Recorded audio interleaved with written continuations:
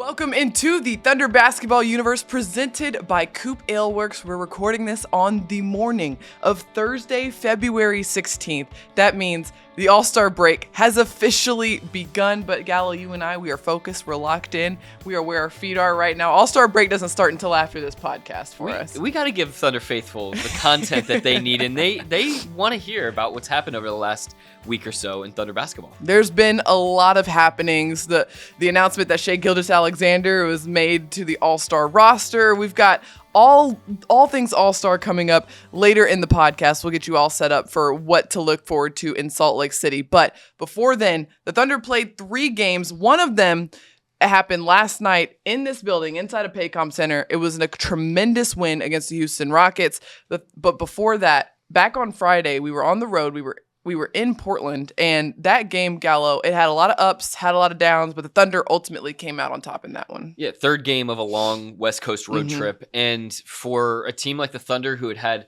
couple days off in LA in between those games, coming off of an incredible win in the night that LeBron James sets the all-time scoring record. I mean, we talked about this with Matt Pinto, the voice of the Thunder on the radio on the last pod. But it was going to be fascinating to see how the Thunder would then turn around and deal with the challenge of a Portland team that's kind of it's been a division rival for a long time now, and a team that obviously has very high-end talent in Damian Lillard, Anthony Simons. And it was an absolute shootout for the first 3 quarters of this game. And then when Portland kind of had the Thunder on the ropes in the fourth quarter, I think Portland got up by about 9.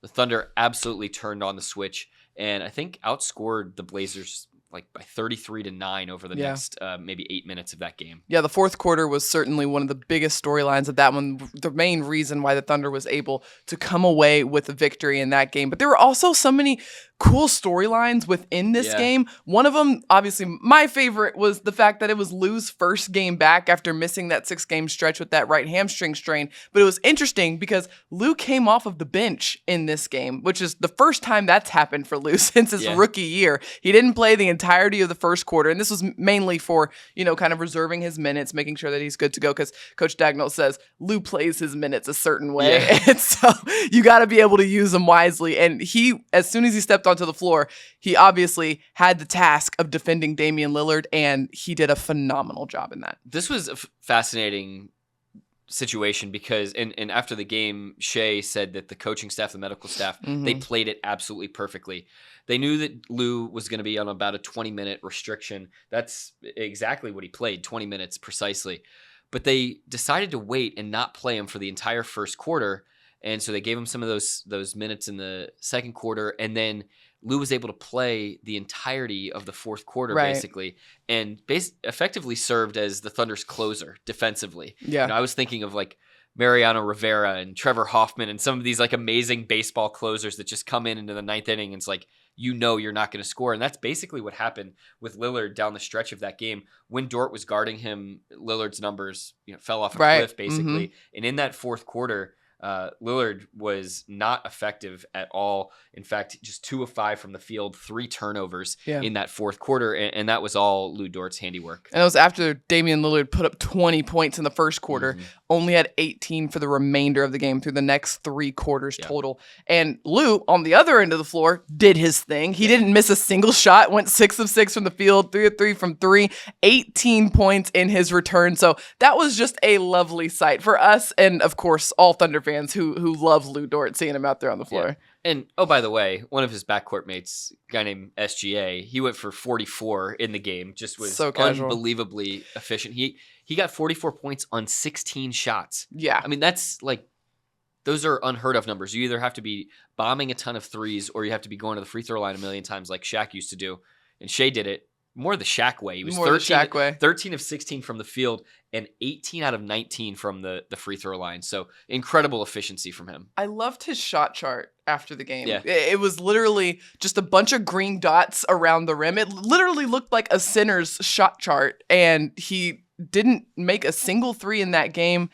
It was just unbelievable how efficient he was with his scoring, but also it was just getting to the free throw line. It was getting downhill, getting to the rim, but it wasn't just the Shai show. It didn't really feel like it was all about him in this game. Everybody was getting involved offensively. Well, I asked him after the game in the walk-off interview, the whole building the Moda Center, everybody on the Blazers bench knows where Shai wants to get to. Yeah. How is it that he's continually living at the rim? And he said something effective like, I guess that's just my skill set. But and that's a humble way of saying they can't stop me. That's one way to put it. Right. I mean, and that's the fascinating thing about Shai. Our very own Nancy Lieberman actually asked Mark Daigneault a question about this last night before the Thunder's game against Houston. Basically, like, what is it about this combination of speed, quickness, ball handling, dexterity, counter moves that Shai has?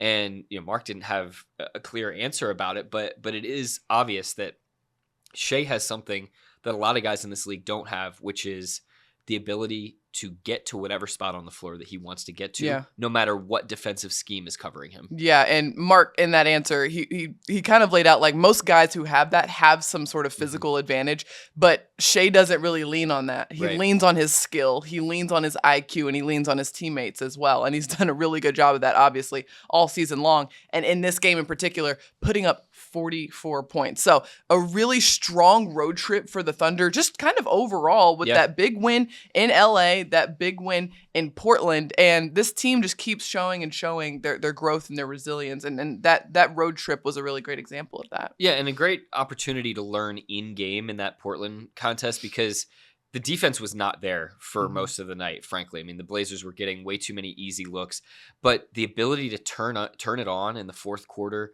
was very impressive. And it's not one of those like, oh, we're going to start playing now, let's flip the switch. It was more, they were able to catch a rhythm and they were able to work out some of those problems in the course of the game. And I think the effort and the energy were there for the entire 48 minutes. That's a constant for this team.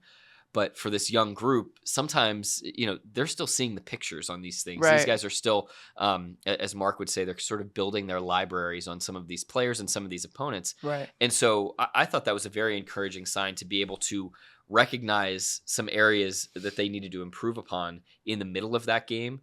And then in the fourth quarter, when it really mattered, when they were up against the ropes, to be able to deliver on making those changes that they needed to make. Yeah, and that story kind of played out on a kind of a larger scale over the next two games for the Thunder. So after that game in Portland, the Thunder had a day off on Sunday before returning to action back inside of Paycom Center for their final two games before the All-Star break. They played the New Orleans Pelicans on Monday, and then last night on Wednesday, they played the Houston Rockets for the final time this season, which is kind of crazy, the fact that the Thunder played Houston 3 times in 1 month over a span of 2 weeks. It was in the shortest month of the year. Exactly. It was a lot of Houston Rockets during this early part of February, but the Thunder did not get out to a strong start against New Orleans. They didn't land the first punch. New Orleans kind of took the reins. They took on a very strong lead, 20 points, I believe, a 20-point lead in that game. Now, the Thunder, as they always do, they rally back, they scratch back, they claw their way back into a ball game, and it was a one-possession game multiple times in that second half for the Thunder,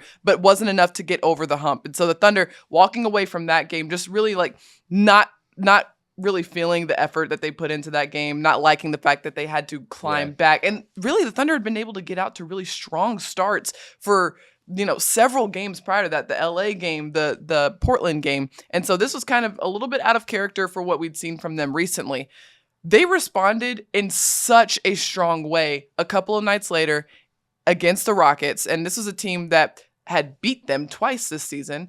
And the Thunder came out and they said, nope, we're not playing around. We're not messing around. We're taking care of business, and we're sticking to our game plan, and we're going to let you know from the very first possession. I know that if you look at the standings, this might seem like a crazy statement, but it's hard to pick a more challenging opponent and situation to go up against in the final game of the regular season prior to the All-Star break for a team like the Thunder, to go up against a team that you've just seen 3 other times already this season, twice just a couple weeks ago. The last time you played them, you scored a Thunder record 153 points. Right. And oh, by the way, this team, they've got the worst record in the Western Conference.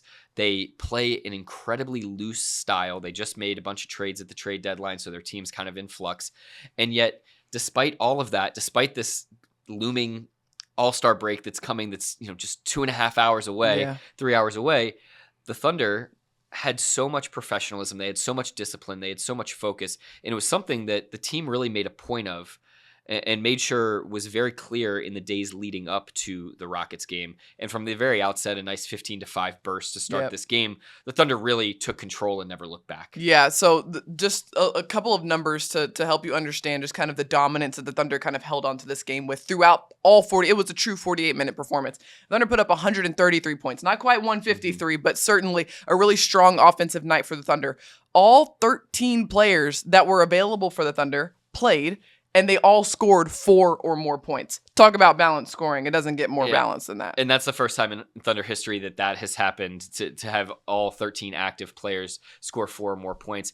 And the offensive balance, I think, was a huge factor in the game because, again, this is a team in Houston that is going to play loose. They've got guys that are going to try to bait one-on-one matchups and, get in guys' heads. And the Thunder just rose above all of that stuff. Yeah. And so you had great balance in the starting lineup, some reserves. A guy like Dario Saric gets his first Thunder minutes, and he goes for 12 points in that bench role. So really encouraging signs from everybody. Shai, of course, did his thing again. He had 29 points. That was the 20th consecutive game with at least 20 points for Shai. He now has 50 20-point games this season. That's the most in the NBA. He should be an all-star. Oh, yeah. That's a good idea. That's a really good idea. Yep. The other guy that really stepped up for the Thunder in this one was Jalen Williams, J. Will, the rookie out of Arkansas, stepping into the starting lineup he's kind of gotten a little bit of a consistent stretch in the starting lineup for the Thunder here. And in this game, he pulled down 16 rebounds. Now, Coach Dagnall has said this multiple times, that he has probably one of the best physical profiles of all the rookies, just NBA ready physical profile, right? Like he's just a force down there, right? And he used that to his advantage against a guy like Alperen Şengün around the rim, being able to box out, get these rebounds, because Houston's a team that really kind of sells out to win the glass. Yeah, they're one of, if not the best offensive rebounding team in the entire NBA. They send practically all 5 guys to the glass. I actually talked to Stephen Silas, the Rockets head coach, before the game, just about that philosophy and whether that's personnel driven or whether that was something that they've looked at internally as a team.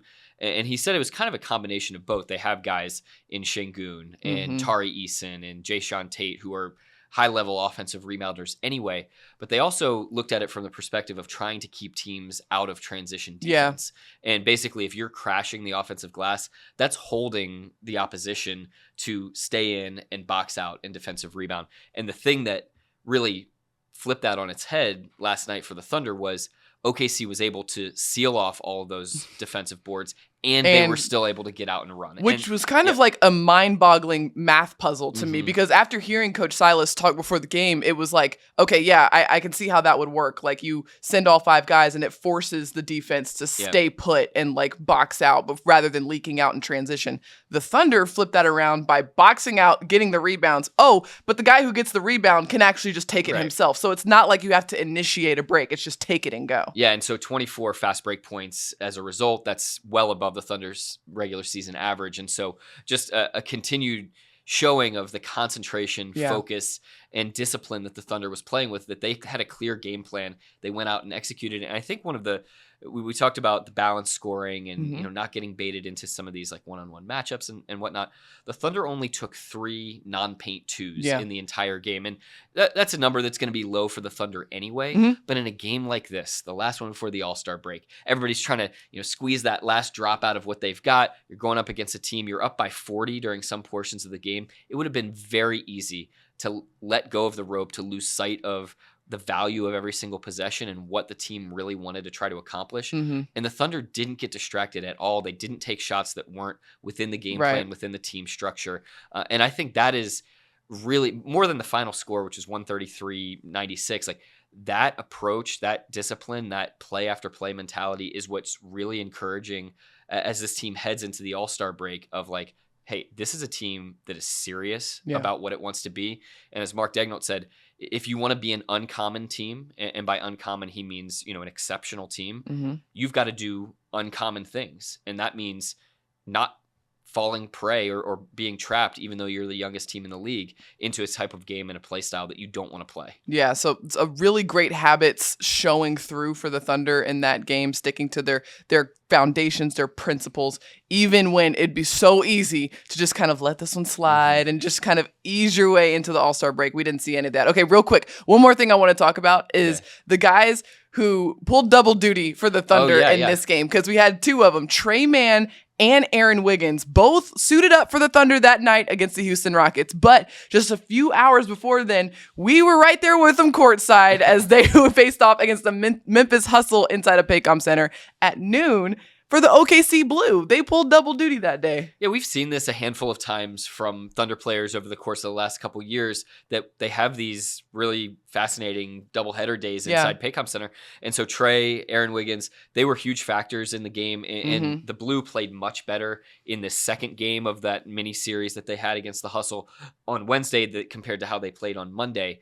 And so just given the factor that those two guys had in the game, they played about 30 minutes apiece. Yep. And then to be able to turn around and, as Mark said, hey, we're going to burn it out knowing that the All-Star break is ahead. Let's load these guys up with some minutes. And they came in and played some spot rotation minutes. Those guys combined for 20 minutes in the game against Houston. Yeah, and in the Blue game, Aaron finished with, I think, 14 points. Trey had 24. Just really making the most of every minute that they have on the floor, whether it's with the Blue or with the Thunder. So some really positive signs for the Thunder's young group out there on the floor. All right, we're going to take a short break here, but don't go anywhere because we're going to get you all set up for Salt Lake City and everything you need to know coming up next week.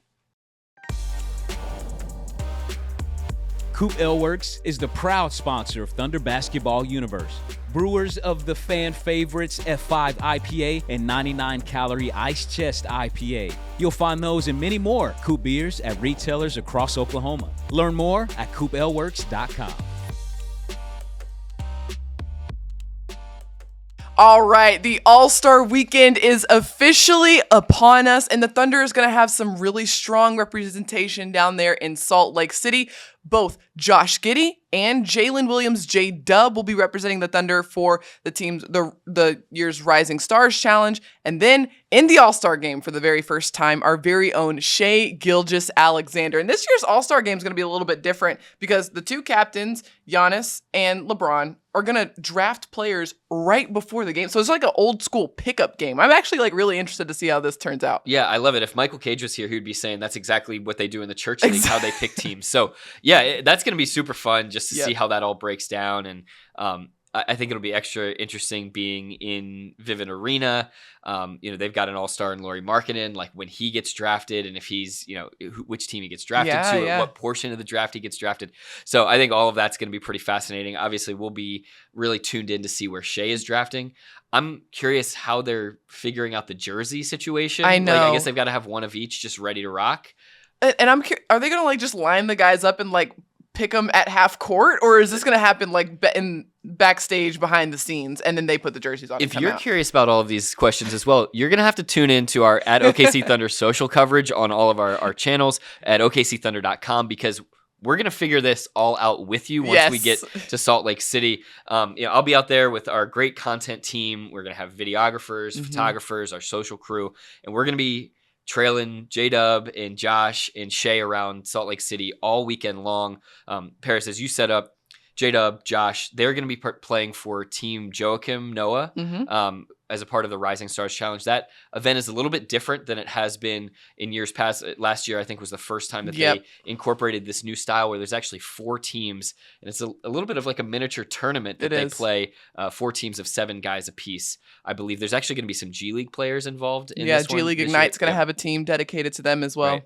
So this will be really cool to see those guys in action, and they're going to have all sorts of events away from the court as well over the course of the weekend. So be sure, as I said, to tune in there. And then you're definitely going to want to watch the Rising Stars game there on Friday night. We'll be there at Vivint Arena. And then on Sunday, you got to tune in. Sunday night, that's when Shai will be in the All-Star game. So, and with his fashion. I mean, this guy is going to be all around Salt Lake City doing all sorts of activations and pop-ups. So definitely keep your eyes peeled because this is what All-Star is all about. It's making connections. It's going out, seeing fans. People flock from all over the world to be at this event. There's media from every single country that you can imagine that comes to cover this event. And so, we'll be just getting in where we can fit in and making sure that we get the shots of our guys as best as we can. Well, we will have the all-star content crew out there in Salt Lake City. Nick Gallo among that crew. So it's going to be great stuff there. And Gallo, I think back to last season and back in Cleveland, it was Josh who was the lone representative for the Thunder. He was in the Rising Stars Challenge and the Skills Challenge last year. And I remember talking to him about that experience. And he was like, it was just great to be able to meet some peers of mine among the league. I grew up in Australia. I didn't really get a chance to go through the circuit and meet these guys. This is really the first time I'm getting a chance to make friends with these guys. And now it's three of them, three Thunder players, and these guys are so close off the court too. Just the entire Thunder team, they're all so young, they're all just so much fun and a joy to be around. And so I'm excited for them to get to experience this together. And of all weekends, All-Star Weekend, it's going to be so much fun. For sure. I think that the camaraderie of these three guys is going to be amazing. They all already mess with each other and have such great fun together. Anyway, the other aspect though, I love that you pointed this out. I think about a guy like J-Dub who was not highly recruited. Yeah. He did not go to a powerhouse school. There's nobody else in his peer group that is really in the NBA from Santa Clara. I will say he did have a cool connection last night in Houston with Ty Washington, who grew up in Arizona. They played AAU together, but I think that's the extent. That might be. And so for him to see some of these guys and get to know them and meet them for the first time, I think that'll be really fun. And then, this is a real big deal in terms of the club that you get to be in when you're Shai now, in terms of being an all-star.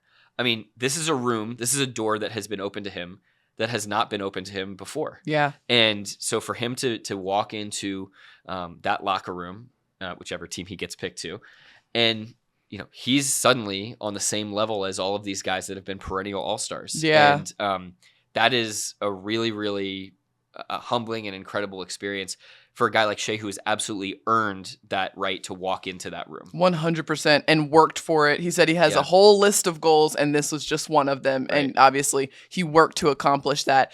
One last thing I want to talk about, because this came up yesterday, in our pregame interview with Coach Silas, if you remember, just about All-Star Weekend. And he was like, I really hope that all the guys, he was talking about the couple of rising stars that Houston has. And he was like, I really hope they understand just the legends of the game that are going to be surrounding them throughout All-Star Weekend, because Coach Silas used to work for the Retired Players Association, and they would kind of facilitate and organize some of these events around All-Star. And I just remember last season, just and any direction you turn your head in the arena, you're gonna see a legend of the game. And I'm so excited for these guys to be able to experience that. And I don't know, accidentally run into Charles Oakley in the hallway, trip over.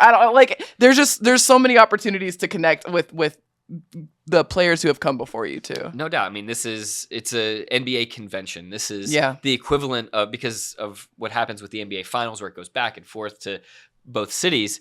This is the NBA's opportunity to do what the Super Bowl is for the NFL, where everybody from all over the league flocks to wherever the Super Bowl city is. And that's where all the connections happen. All the players meet with former players. All the fans get to come to one location, regardless of whether their team is in the big game or not. And so this is such a special situation. And, it's something that the Thunder does not take for granted. And well, Thunder fans, this is now 11 times already or more, I think, that the team has had representation at All-Star Weekend. And it's just a long litany of players who have come through OKC who have been All-Stars. And really, I think aside from 1 year, 2021, there's been representation by the Thunder at the All-Star game every single year since about 2009, 2010. So this is not something to take for granted, because you look around the league, this is not like baseball where everybody gets to have one all-star on their team.